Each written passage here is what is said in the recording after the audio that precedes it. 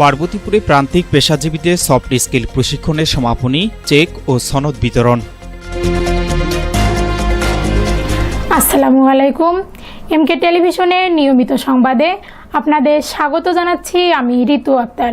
এতক্ষণ শুনলেন সংবাদ শিরোনাম, এখন ডেস্ক থেকে বিস্তারিত। দিনাজপুরে পার্বতীপুরে প্রান্তিক পেশাজীবীদের দক্ষতা উন্নয়নে 10 দিনব্যাপী সফট স্কিল প্রশিক্ষণের সমাপনী অনুষ্ঠান অনুষ্ঠিত হয়েছে। এ উপলক্ষে প্রশিক্ষণার্থীদের মাঝে অনুদানের চেক ও সনদ বিতরণ করা হয়েছে।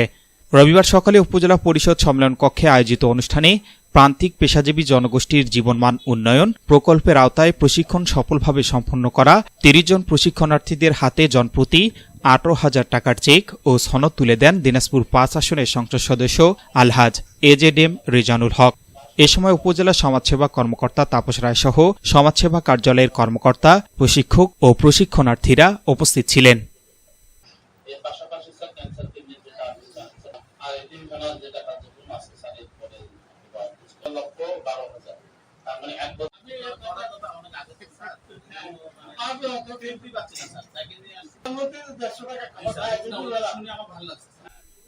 S Rahman, news desk, MK television.